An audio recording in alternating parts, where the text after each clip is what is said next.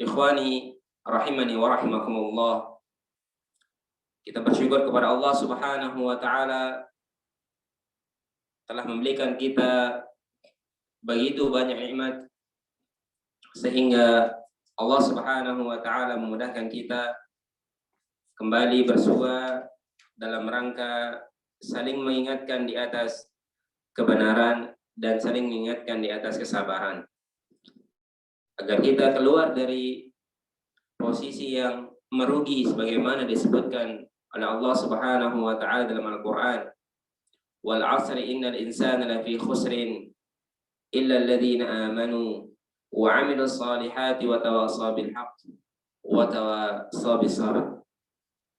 Demi masa sesungguhnya semua manusia di atas kerugian, dan orang-orang yang di atas kerugian tersebut bisa keluar dari kerugian itu jika ia beriman, jika ia beramal saleh, dan jika ia saling menasihati di atas kebenaran dan saling menasihati di atas kesabaran. Dan ini yang dilakukan oleh para sahabat Nabi Sallallahu Alaihi Wasallam. Mereka yang diridhai oleh Allah Subhanahu Wa Taala, karena mereka ridha kepada Allah Subhanahu Wa Taala. Namun mereka tidak pernah lepas untuk saling menasihati, tidak pernah lupa untuk saling mengingatkan di atas kebenaran dan kesabaran. Sebagaimana yang disebutkan oleh Imam Ibnu Katsir rahimahullahu taala ketika beliau menafsirkan ayat yang kita baca di atas surat Al-'Asr, beliau mengatakan, menukilkan sebuah asar dari sahabat Abdullah bin Hasan bahwasanya kana rajulani min ashabi Rasulillah sallallahu alaihi wasallam, sesungguhnya dua sahabat Nabi sallallahu alaihi wasallam, idzal taqaya, jika mereka berdua berjumpa, lam yatafarraqa, mereka tidak akan berpisah, illa ayyaqra ahaduhuma surat Al-'Asr, sampai mereka salah satu di antara keduanya membaca surat Al-'Asr, saling mengingatkan bahwasanya antum dan ana berada pada kerugian, dan agar kita keluar dari kerugian tersebut, kuncinya beriman kepada Allah Subhanahu wa taala dengan iman yang benar, dan beramal saleh dengan iman yang kita imani. Kemudian kita saling menasihati di atas kebenaran dan saling menasihati di atas kesabaran. Dan ini yang sedang kita lakukan pada kesempatan hari ini. Allah Subhanahu wa taala menjadikan kumpulnya kita di sini sebagai sebab dosa kita diampuni dan sebagai sebab timbangan kebaikan kita diperberat di sisi Allah Subhanahu wa taala. Ikhwani rahimani wa rahimakumullah. Kita kembali membahas kitab Khudh Aqidataka minal Kitabi was Sunnatis Shahihah. Ambillah akidahmu, keyakinanmu dari Al-Quran dan Sunnah yang sahih, dari hadis-hadis Nabi Sallallahu Alaihi Wasallam yang sahih. Dan kita telah sampai kepada pembahasan syirkul akbar, syirku al-akbar, kesyirikan yang sangat besar. Kemudian pertanyaannya, beliau melanjutkan, hal asyirku mawjudun fi hadhihi al-ummah, apakah kesyirikan itu ada di umat ini? Beliau menjawab, na'am mawjudun, ya, kesyirikan itu ada di tengah-tengah umat ini. Mana buktinya? Dalilnya adalah firman Allah Subhanahu wa taala, wa ma yu'minu aktsaruhum billah illa wa hum musyrikun. Dan betapa banyak orang-orang tidak beriman kepada Allah Subhanahu wa taala. Kalau sudah tidak beriman, berarti mereka berbuat kesyirikan. Illa wa hum musyrikun, kecuali mereka melakukan kesyirikan kepada Allah Subhanahu wa taala, menduakan Allah Subhanahu wa taala. Yang pernah kita sampaikan pada kajian sebelumnya, orang-orang yang diciptakan oleh Allah Subhanahu wa taala namun ia beribadah kepada selain Allah Subhanahu wa taala, mereka adalah orang-orang yang tidak tahu malu. Mereka adalah orang-orang yang tidak ada terima kasihnya. Allah yang menciptakan dia, Allah yang memberikan dia rezeki, Allah Subhanahu wa taala yang memberikan dia kemudahan. Allah Subhanahu wa taala yang memudahkan urusan dunianya, namun ia berbuat kesyirikan, ia meminta kepada selain Allah Subhanahu wa taala, waliyadzubillah. Kemudian dalilnya juga yang beliau sampaikan di sini adalah hadis Nabi sallallahu alaihi wasallam, la taqumus sa'atu hatta talhaqu qabailu min ummati bil musyrikin wa hatta ta'budul awthan. Dan tidak akan pada hari kiamat sampai beberapa kabilah dari umatku mengikuti orang-orang musyrikin. Dan ini yang terjadi di zaman kita sekarang. Banyak di antara saudara-saudara kita, mereka terjatuh kepada perkara-perkara kesyirikan tanpa mereka sadari. Yang itu dilakukan oleh orang-orang musyrikin. Mereka meminta kepada selain Allah, yang itu dilakukan oleh orang-orang musyrikin. Dan terkadang sebagian saudara-saudara kita latah dalam perkara-perkara kesyirikan sehingga menjatuhkan mereka kepada kesyirikan tanpa sadar. Wa hatta ta'budul awthan, dan sampai mereka ikut menyembah patung yang tadinya tidak terjatuh kepada yang kedua menyembah patung, dia hanya ikut-ikutan perkara-perkara remeh menurutnya. Meminta kepada selain Allah, meminta kepada ini, meminta kepada itu, dia tidak menyembah, namun dia meminta sampai mereka menyembah terjatuh pada kesyirikan yang besar. Ikhwani rahimani wa rahimakumullah.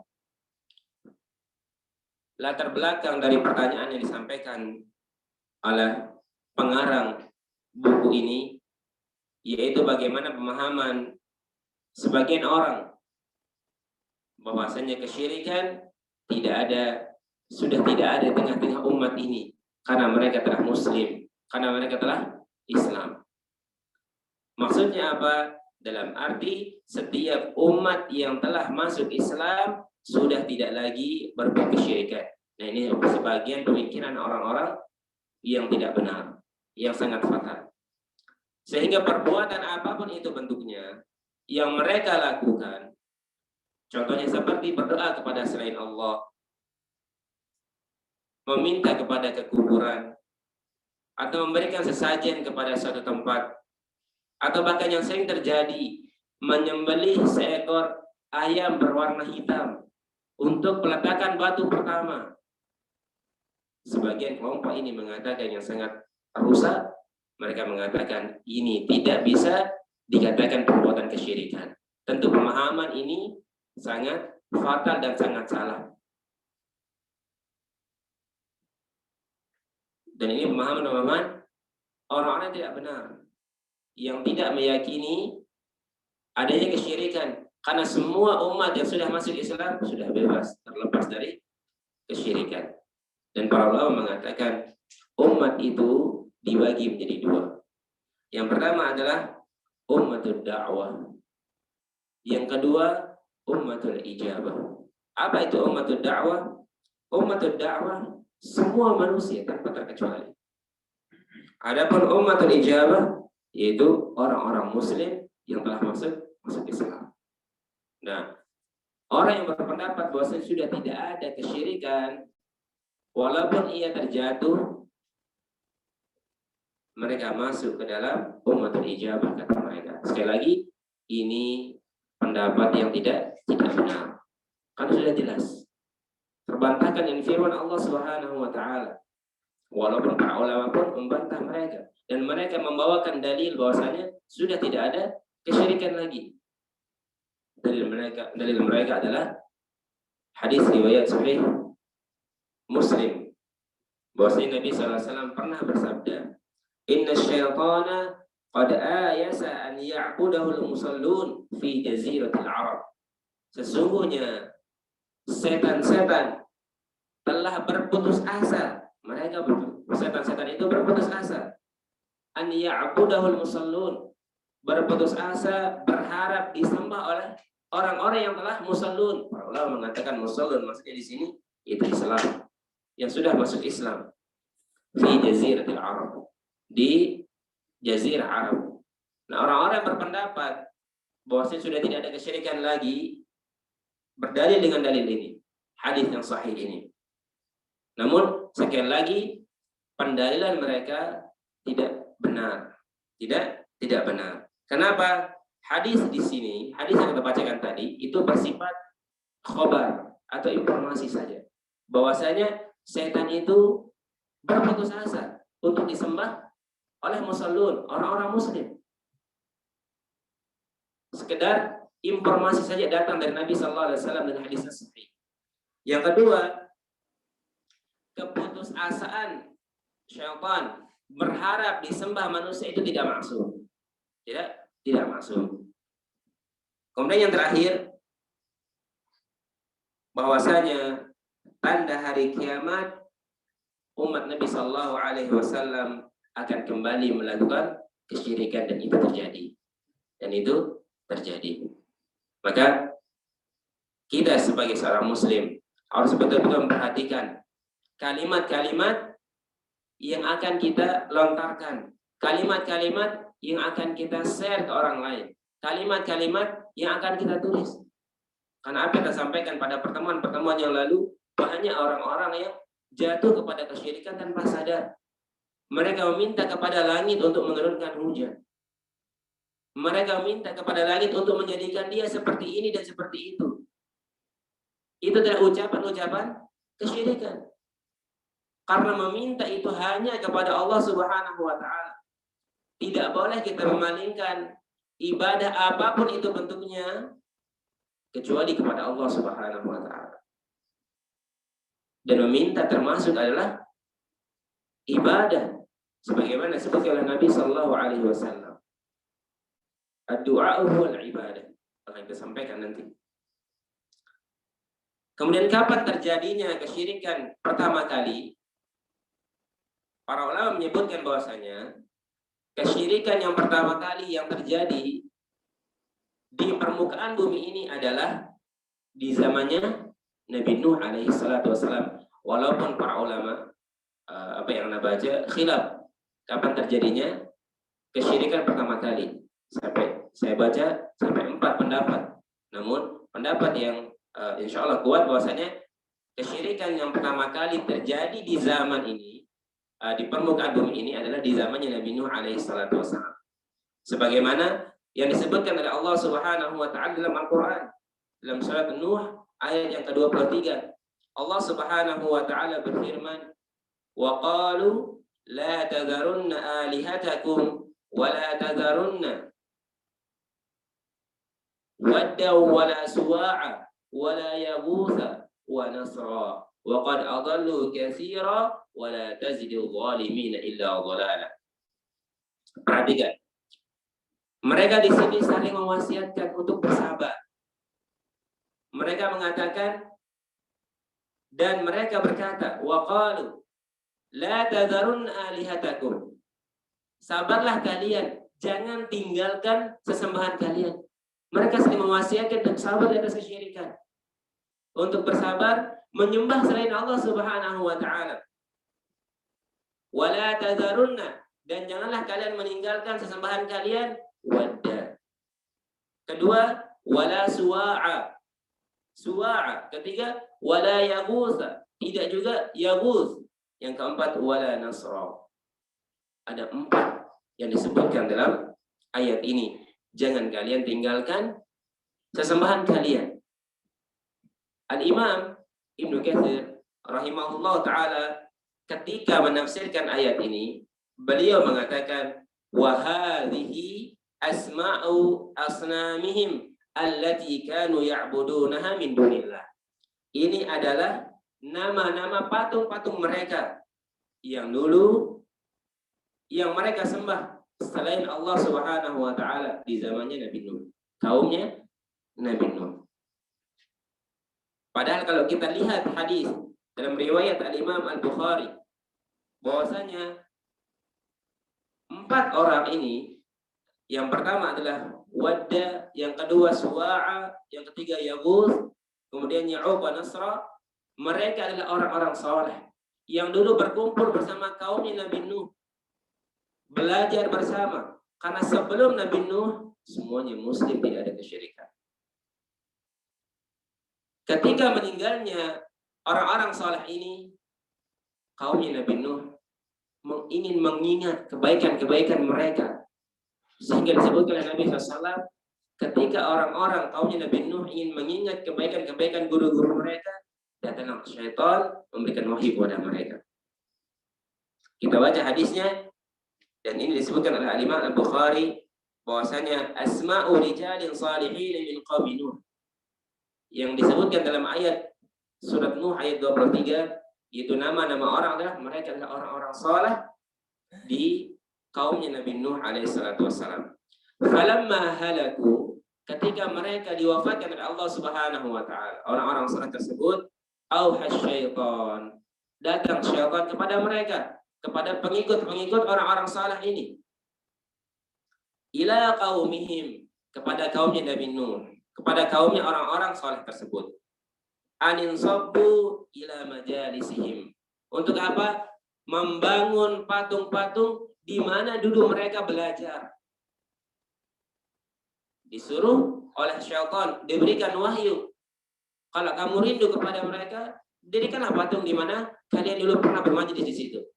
Akhirnya fafa'alu, mereka pun mendirikan patung-patung di mana mereka pernah bermajlis, belajar di tempat-tempat tersebut. Allati kanu yajlisuna fiha. Jadi kaumnya Nabi Nuh mendengar bisikan syaitan untuk membangun sebuah patung, didirikanlah patung di setiap di mana orang-orang saleh itu duduk membuka majelis. Ansaba wa sammuha bi asma'ihim. Kemudian syaitan mengatakan dan berikan dia nama dengan nama-nama mereka.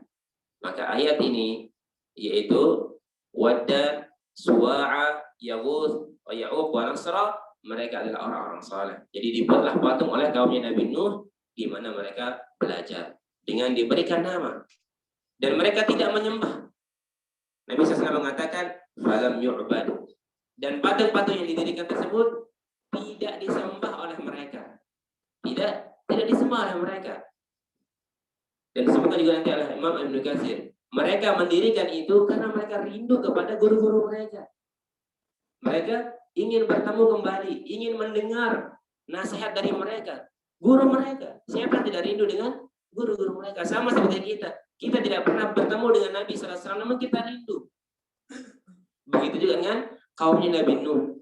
Namun mendengar bisikan syaitan, mendirikan patung dengan memberikan nama-nama mereka, mungkin itu bisa mengobati rindu-rindu kalian. Akhirnya dia pun membuat patung dengan memberikan nama orang-orang soleh, guru-guru mereka. Kemudian Nabi SAW mengatakan, "Fa'alu falam tu'bad." Dia dibuatlah patung-patung tersebut, namun tidak disembah oleh mereka. Hatta idza halaku ulaika, sampai kaum-kaum Nabi Nuh yang telah membangun patung tersebut diwafatkan semuanya oleh Allah Subhanahu wa taala, datang generasi setelah mereka. Dan generasi setelah mereka inilah yang tidak tahu tujuan patung-patung itu dibangun. Sehingga generasi setelah kaumnya Nabi Saleh yang membangun patung-patung itu menyembah patung-patung tersebut. Jadi bukan kaum Nabi Nuh yang membangun patung itu menyembah patung, enggak. Tidak, namun generasi setelah mereka yang tidak tahu tujuan didirikannya patung-patung tersebut. Nah, ini disebutkan oleh para ulama, inilah kesyirikan yang pertama kali. Adapun kemaksiatan sudah ada kemaksiatan sebelum kesyirikan itu terjadi. Kemudian Al-Imam Ibnu Jarir At-Tabari rahimahullah taala, beliau mengatakan dari Muhammad bin Qais, dan dinukilkan oleh Al-Imam Ibnu Katsir rahimahullah taala, Yaghuz, kata beliau, kemudian Ya'uq dan Nasra. Qala Ibnu Jarir mengatakan, tiga orang ini kanu qauman salihina baina Adam wa Nuh. Sesungguhnya mereka adalah orang-orang saleh dari zamannya Nabi Adam sampai zamannya Nabi Nuh. Para ulama mengatakan waktu antara Nabi Adam sampai Nabi Nuh itu 10 kurun. 1 kurun 100 tahun. Jadi 1000 1000 tahun jaraknya antara Nabi Adam dan Nabi Nuh. Dan orang-orang ini, kata Ibnu Jarir At-Tabari rahimahullah, mereka adalah rijalun salihun, qauman salihin. Orang-orang saleh dari zamannya Nabi Adam sampai zamannya Nabi Nuh alaihi salatu wassalam. Wa kana lahum atba'un yaqtaduna bihim. Dan orang-orang saleh ini memiliki murid yang belajar kepada mereka. Falamma matu, ketika mereka diwafatkan oleh Allah Subhanahu wa taala, qala ashabuhum, sebagian sahabat-sahabat mereka berkata, alladzi kanu yaqtaduna bihim, yang ikut serta duduk di majelis orang-orang saleh, mereka mengatakan, law sawwarnahum kana ashwaqa lana ila al-ibadah idza dzakarnahum. Perhatikan. Dan terjadi di zaman kita sekarang. Dan kenapa ini terjadi? Akan kita sampaikan sebentar lagi.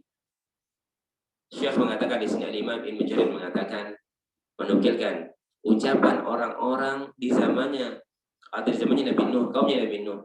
Sebagian mereka mengatakan, bagaimana kalau kita menggambar?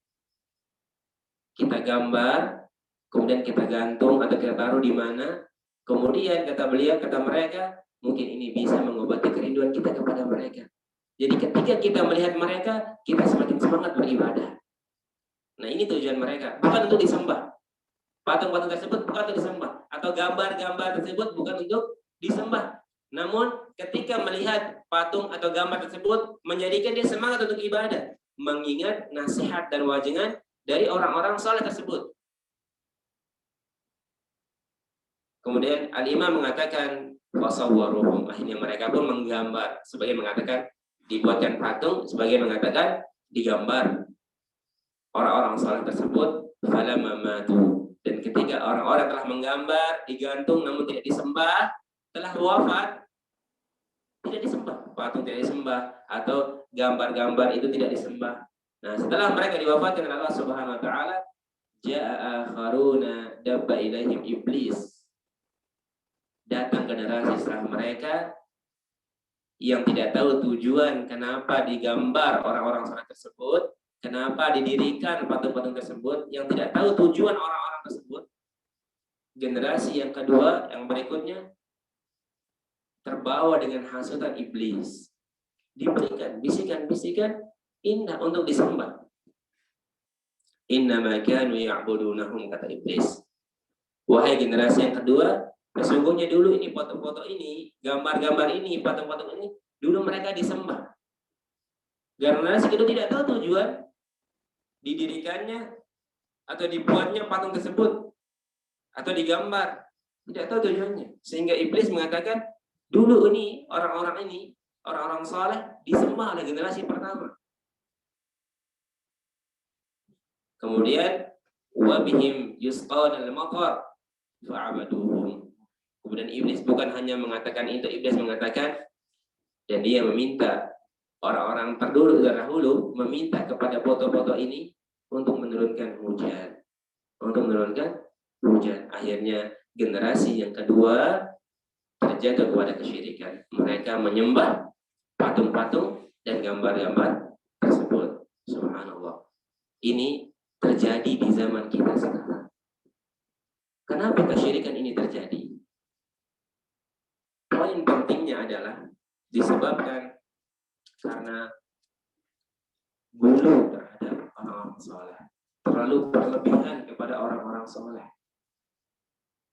Makanya penting kita memahami bahwasanya meletakkan sesuatu itu pada tempatnya. Sesoleh apapun seseorang, ia tetap hamba. Tidak mungkin sesoleh apapun seseorang kemudian dia berubah menjadi malaikat. Kemudian kita meminta kepada mereka. Terjadinya kesyirikan di zamannya Nabi Nuh karena mereka terlalu mengagung-agungkan orang soleh, sehingga datang bisikan syaitan.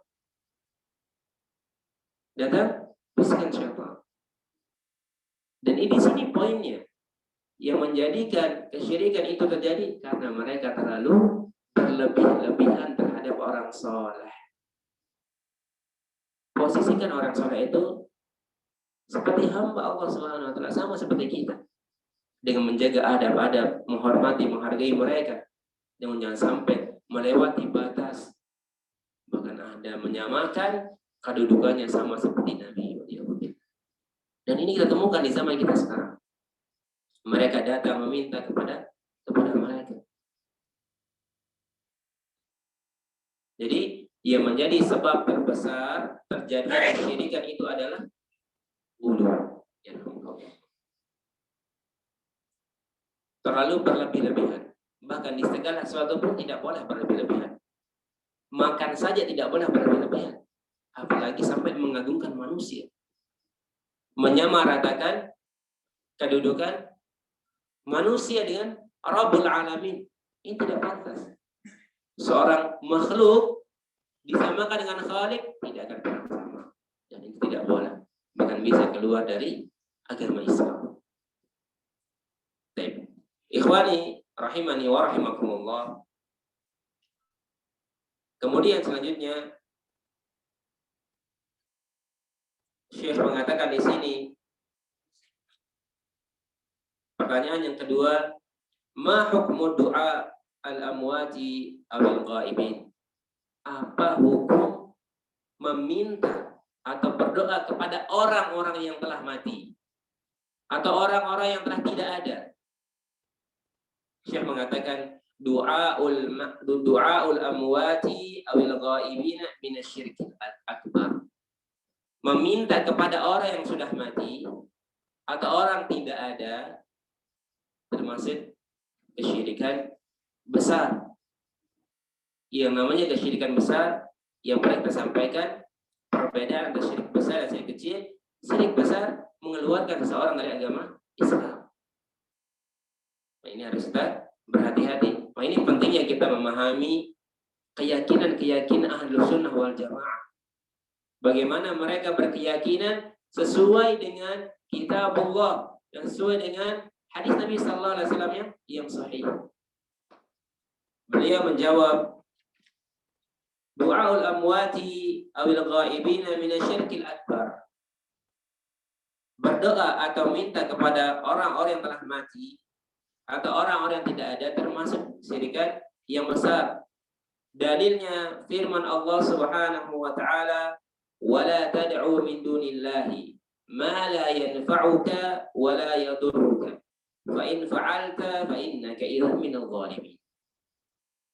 Allah Subhanahu wa taala berfirman, dan janganlah kalian meminta kepada selain Allah Subhanahu wa taala ma la yanfa'uka, yang tidak bisa memberikan kamu manfaat, wala yadurruka, yang tidak bisa mendatangkan kemudaratan untukmu.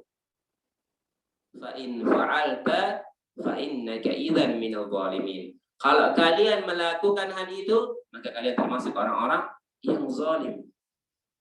Para ahli tafsir mengatakan makna dari kalimat fa innaka idzan minadh dhalimin, dan sesungguhnya kalian termasuk orang-orang yang zalim adalah kalian termasuk orang-orang yang melakukan kesyirikan.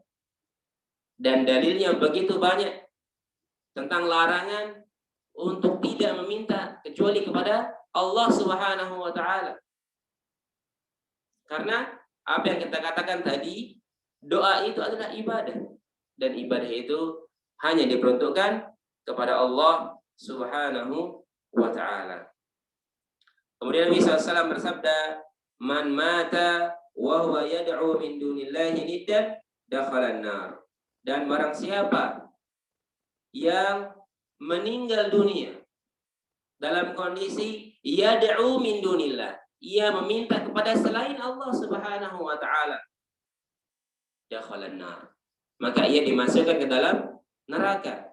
Sehingga salah seorang sahabat yang meriwayatkan hadis ini yang bernama Abdullah bin Mas'ud, ketika beliau mendengar hadis ini dari Nabi SAW, beliau mengatakan, man mata wa huwa yad'u Allah Subhanahu wa taala aw la yad'u illa Allah Subhanahu wa taala dakhala al-jannah.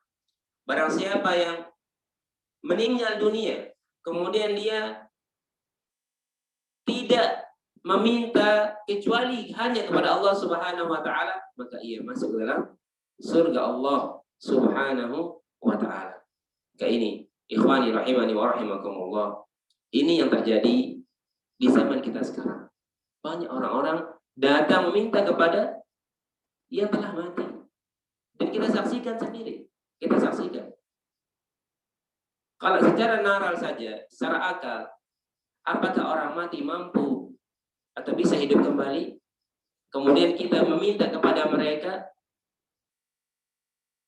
Toh orang yang sudah mati, mereka yang butuh doa-doa kita. Bukankah sering kita dengar ketika kita mendengar ada saudara kita yang diwafatkan oleh Allah Subhanahu wa taala, keluarga mereka mengatakan, "Ya akhi, tolong doakan supaya dimudahkan di kuburan." Doa agar mereka dimudahkan. Namun ada tiba-tiba orang datang kepada kuburan meminta kepada yang telah meninggal. Padahal mereka yang butuh doa kita. Mereka butuh diringankan azab mereka dengan doa kita. Makanya Nabi sallallahu alaihi wasallam ketika wafat salah seorang di antara mereka, sahabat Nabi sallallahu alaihi wasallam dimakamkan. Dan apa kata Nabi sallallahu alaihi wasallam setelah mereka dimakamkan? Wahai sahabat-sahabatku, is'alu li akhikum. Mintalah kepada Allah Subhanahu wa taala untuk saudaramu ini. Fa innahu an yus'al. Karena sesungguhnya sekarang dia sedang ditanya tentang man rabbuka wa man nabiyyuka wa ma kitabuka wa ma qiblatuka. Itu ditanya. Nabi mengatakan, mintakan kepada Allah untuk sahabatmu ini, untuk saudaramu ini. Ini membuktikan bahwasanya yang butuh bukan yang masih hidup, namun yang butuh yang telah meninggal. Mereka lebih butuh untuk diringankan bebannya di kuburnya. Namun terjadinya meminta kepada orang-orang mati kembali kepada poin yang pertama tadi, karena mereka terlalu gulu, terlalu berlebih-lebihan kepada guru mereka, kepada orang-orang soleh. Seakan orang-orang soleh ini mampu memberikan apa yang dia inginkan. Andai saja orang-orang soleh ini mampu, mungkin dia ingin hidup kembali. Namun karena sudah terlalu gulu kepada guru atau orang-orang soleh, sehingga terjatuh ia kepada kesyirikan. Dan ikhwani rahimani wa rahimakumullah, ini yang terjadi di zaman kita sekarang. Kayak apa yang saya sampaikan tadi, orang banyak saudara-saudara kita latah terhadap kesyirikan. Mereka ikut-ikutan. Namun mereka tidak sadar terjatuh kepada kesyirikan. Meminta kepada selain Allah. Meminta kepada langit. Bahkan ada saya lihat postingan minta kepada laptop. Allah. Saking bodohnya terhadap pemahaman-pemahaman yang seperti ini. Padahal seseorang dituntut untuk memahami akidah yang benar agar amalan yang dilakukan ikut benar. Jika akidah kita kepada Allah Subhanahu wa taala, pemahaman kita kepada Allah Subhanahu wa taala benar, maka amalan-amalan kita ikut menjadi benar. Karena percuma kita beramal banyak, namun kita masih melakukan kesyirikan. Dan kesyirikan itu akan menghapus semua amal saleh yang kita lakukan, wa'iyyazubillah. Maka sekali lagi, untuk kita semua yang suka bermedia sosial, yang suka bermain sosial media, berhati-hati. Jangan lupa membaca ulang apa yang kita sharing kepada saudara-saudara kita. Jangan sampai kita inginnya kebaikan, namun isinya kesyirikan. Dan jangan sampai kita jadikan ucapan-ucapan tersebut sebuah candaan. Telah datang ancaman dari Allah Subhanahu wa taala tentang orang-orang yang bermain-main dengan ucapan-ucapan kesyirikan. Mereka jadikan itu candaan. Dan itu tidak boleh. Bukankah Allah Subhanahu wa taala sebutkan dalam Al-Qur'an, wa annal masajida lillah fala tad'u.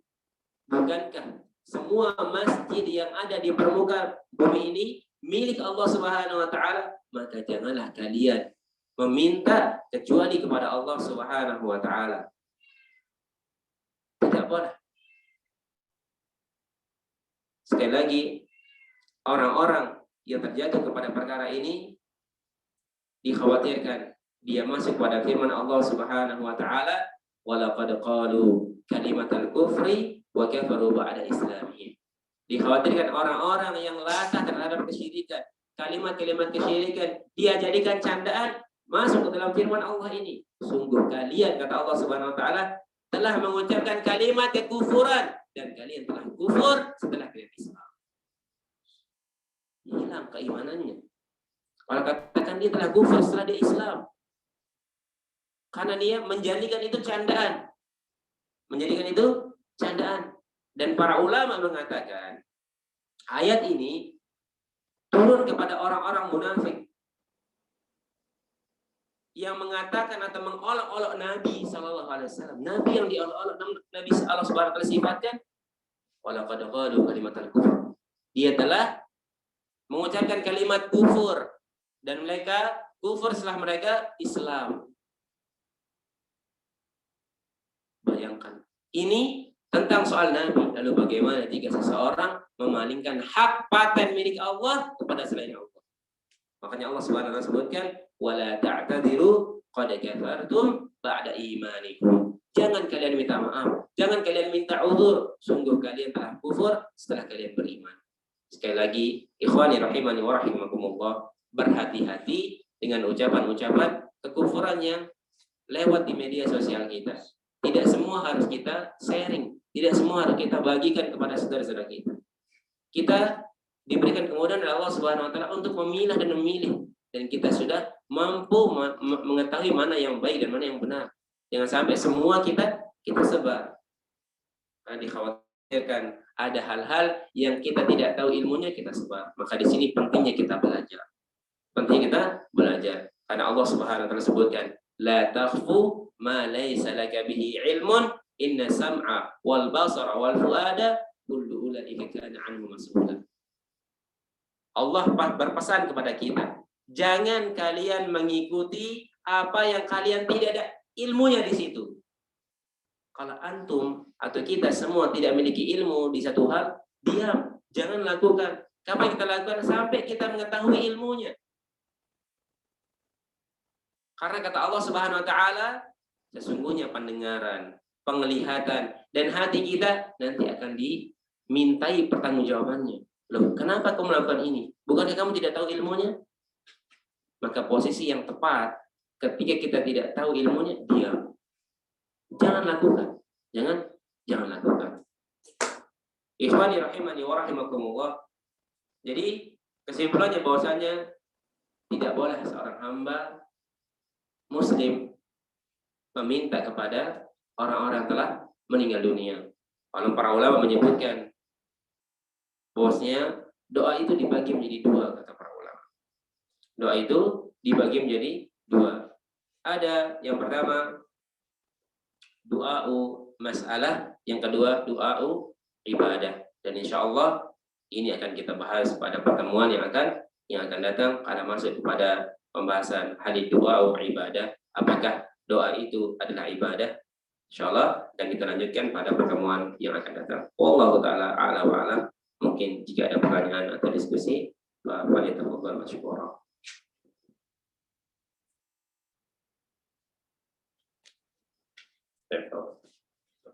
Kalau ada yang bersumpah demi Rasulullah itu hukumnya gimana?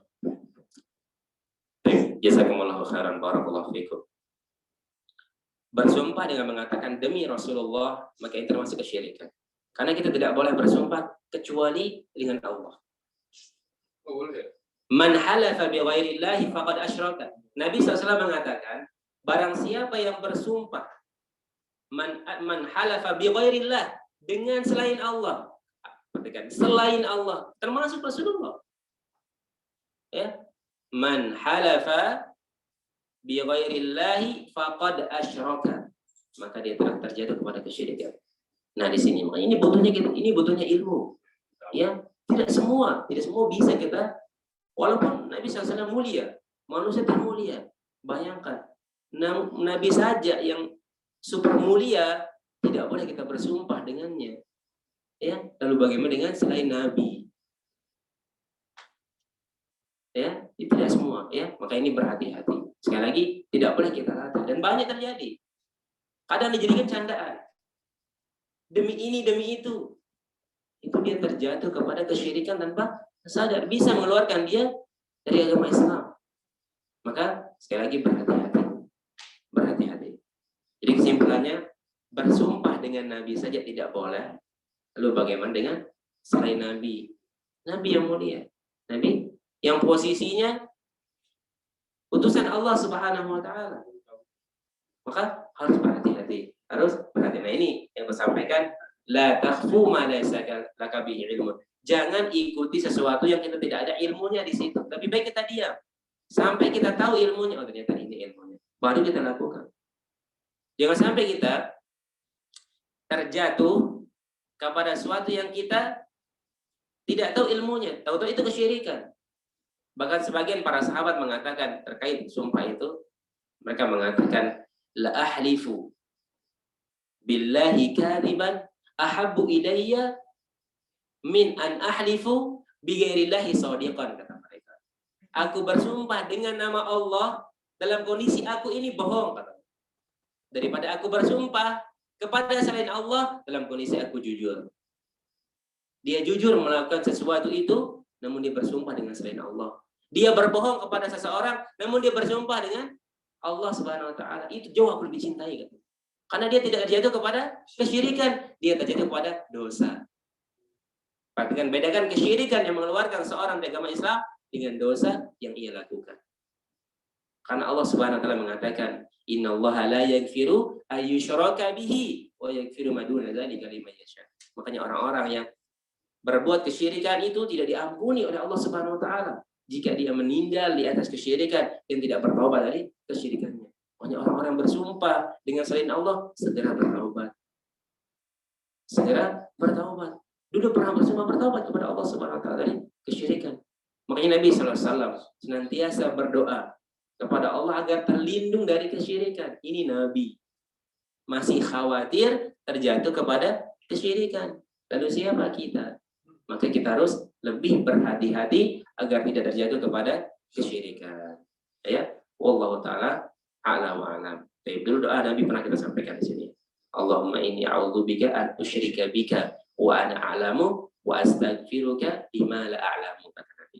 Ya Allah, aku berlindung kepadamu dari kesyirikan yang aku tidak ketahui. Subhanallah. Nabi berlindung. Namun terkadang di zaman kita, kadang dia tahu kesyirikan namun dia lakukan. Ya. Wa astaghfiruka lima a'lamu. Dan aku meminta ampun kepadamu dari kesyirikan yang aku ketahui. Wallahu ta'ala a'lam. Silakan, mungkin ada pertanyaan lagi. Kalau bersumpah dengan Al-Quran kan Al-Quran kalamullah ya, apakah boleh? Terus yang kedua, kalau sumpah dengan Al-Quran di atas kepala itu apakah ada tuntunannya? Kalau sumpah dengan pertama sumpah dengan Al-Quran, kalau kita melirik hadis Nabi sallallahu alaihi wasallam, man halafa bi ghairillah faqad asyraka, barang siapa yang bersumpah dengan selain Allah maka dia kesyirikan. Kalau untuk kalamullah wallahu ta'ala belum saya pernah temukan, cuma bisa carikan ya. Kalau tadi yang kedua, apakah bersumpah kemudian diletakkan di atasnya ada Al-Quran, maka Allah Ta'ala tidak pernah saya temukan ada tuntunannya. Tidak pernah ditemukan ada tuntunannya. Namun terkadang hal itu dilakukan supaya orang itu takut bahwa dia bersumpah di atas Al-Quran. Terbagi dia seorang Muslim. Belum ada tuntunannya ya? Allah Ta'ala belum pernah saya temukan. Karena para sahabat tidak pernah melakukan hal itu. Karena setiap yang diangkat itu pemerintahan mungkin. Iya, betul. Mungkin itu sebagai janji bagi mereka mungkin ya.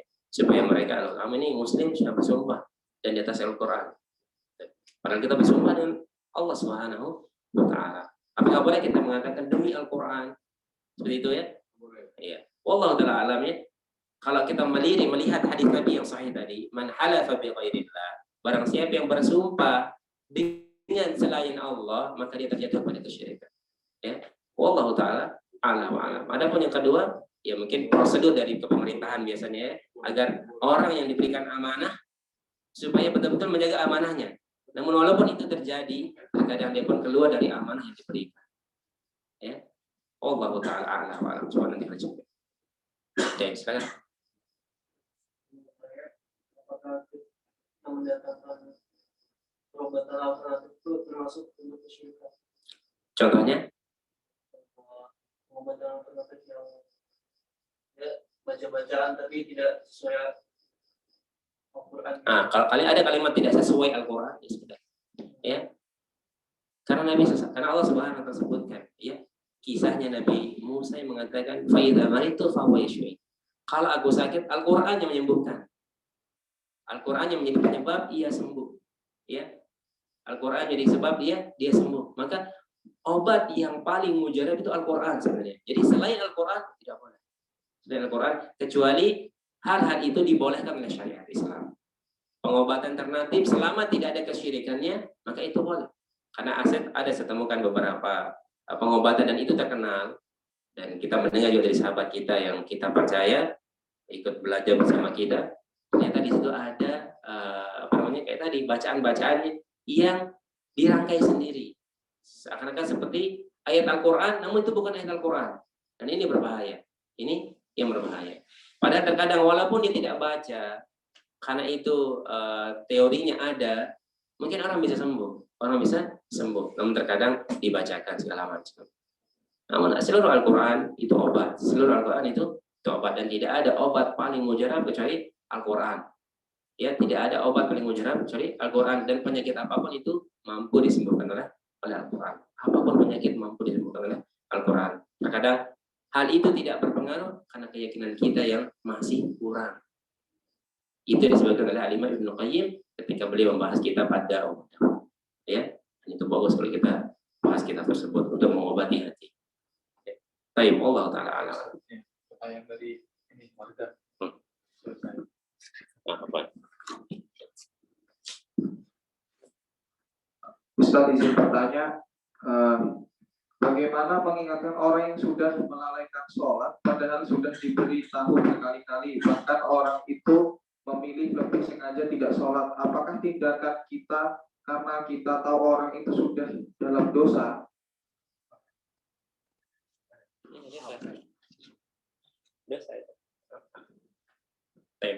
Barakallahu fiikum. Meninggalkan sholat dosa, ya. Dan maka kalau kita ada kitab yang sangat bagus sekali yang dikarang oleh Syekh Abdul Razak Al-Badar hafizahullah taala tentang bagaimana kedudukan sholat itu sendiri. Ya. Namun pertama, meninggalkan sholat dosa. Ya, dilihat dulu ini. Kalau kita katakan apakah dia keluar dari agama Islam atau tidak, dilihat. Apakah dia meninggalkan sholat karena mengingkari kewajibannya, maka dia keluar dari agama Islam. Karena sholat termasuk rukun Islam. Tidak boleh kita mengingkari salah satu dari rukun Islam tersebut. Dan orang mengingkarinya keluar dari agama Islam. Kalau dia meninggalkannya, dia tahu wajibnya, namun dia tinggalkan sengaja, dosa besar. Ya, disuruh untuk bertaubat, diminta bertaubat dari dosa besar. Kalau meninggalkannya terus-terusan, Baik, dilihat ini, apakah dia meninggalkan karena dia mengingkari kewajibannya, atau karena dia malas, tidak mau sholat, atau mungkin dia ada persepsi nanti kalau saya sudah tua baru sholat, padahal dia tidak tahu sampai kapan usianya. Itu harus perhatian. Ya, maka kita katakan ini dosa besar. Dosa besar. Kemudian tugas kita mengingatkan. Dan tugas seseorang mengingatkan itu bukan sekali, 2 kali, tidak. Tetap kita ingatkan, apalagi jika itu anak kita misalnya. Maka harus kita ingatkan. Karena dia aset terbesar kita. Anak itu aset terbesar. Jika anak berbuat kebaikan, kita dapat pahala. Jika anak berbuat keburukan, kita dapat dosa. Anak dapat dosa, kita dapat dosa. Makanya perlu kita perhatikan sejauh mana perkembangan anak-anak kita, terlebih lagi terkait dengan agama mereka. Namun terkadang hal yang sangat menyedihkan adalah banyak orang tua ingin anaknya saleh, namun ia belum memperbaiki diri. Lahirnya anak saleh, lahirnya anak yang rajin sholat, lahirnya anak yang rajin ngaji, karena dia melihat praktek orang tuanya. Bagaimana ia di rumah? Kalau orang tuanya setiap hari pegang Al-Quran, anaknya akan ikut pegang Al-Quran. Kalau setiap hari orang tuanya pegang gadget, mau tidak mau anaknya harus ikut. Bahkan di zaman sekarang orang tua pun menyiapkan anak mereka gadget sendiri supaya dia tidak terganggu. Itu yang terjadi di zaman kita sekarang. Maka ini hal yang sangat menyedihkan. Hal yang sangat menyedihkan. Kadang anak-anak mereka, anak-anak kita, ya, terjatuh kepada hal-hal tersebut. Mereka dimasukkan pada tempat mengaji hanya 1 jam, namun di rumah 23 jam bermain. Yang seharusnya kita perbanyak ilmu agama mereka. Yang kita harapkan nanti mereka mampu mengangkat kita dari api neraka. Makanya Nabi SAW pernah menceritakan tentang orang tua yang dimasukkan surga oleh Allah Subhanahu wa taala. Dalam kondisi orang tua ini tidak percaya kok dia bisa masuk surga dengan kondisi dosanya begitu banyak. Dan ini diceritakan oleh Nabi SAW. Dimasukkan orang tua ini ke dalam surga, orang tua ini bingung dan mengatakan, "Loh, di mana saya ini? Kok bisa saya masuk ke dalam ini?" katanya. Keluar suara mengatakan, "Hadza istighfaru laka, istighfaru waladika laka," kata Nabi SAW. Kamu dimasukkan surga oleh Allah Subhanahu wa taala karena doa anakmu yang senantiasa mintakan ampun untukmu kepada Allah Subhanahu wa taala. Kita yang begitu banyak dosa. Di usia muda kita mungkin banyak perbuatan dosa yang kita lakukan. Atau mungkin bahkan semua dosa yang kita lakukan. Waliyadzubillah. Namun ketika kita memiliki anak, jadikan anak ini aset terbesar. Jadikan berharap kepada Allah Subhanahu wa taala agar ia menjadi anak yang saleh yang mampu mengangkat dan menyelamatkan kita dari api neraka yang begitu panas. Maka sekali lagi jangan pernah kita berharap mendapatkan anak yang saleh, anak yang rajin sholat, anak yang rajin belajar, anak yang rajin mengaji, kalau kita jauh dari hal-hal itu. Ya. Posisikan diri kita sebagai anak. Jadikan dia teman. Ajak dia sholat bersama, jamaah kalau dia laki-laki. Jangan diamkan. Jangan. Dia masih kecil lah. Itu prinsip yang tidak baik, ya. Yang harus diluruskan. Anak itu harus diajak. Tetap tidak boleh dipaksa. Tetap tidak boleh dipaksa, namun harus diajak. Dan perlihatkan ini loh, seorang muslim itu harus sholat di masjid. Kalau sudah azan semua terlepas, ya kita berangkat ke mushola ikut sholat. Itu yang harus kita lakukan. Dan itu butuh proses dan waktu agar anak itu bisa memahami tujuan dan maksud kita.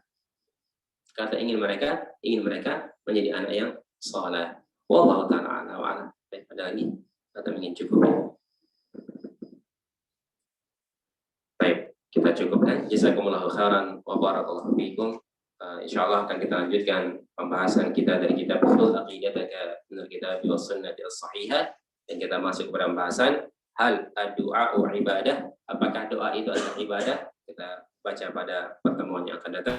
Wallahu ta'ala a'la wa a'lam. Subhanakallahumma bihamdika asyhadu an la ilaha illa anta astaghfiruka wa atubu ilaik. Assalamualaikum warahmatullahi wabarakatuh.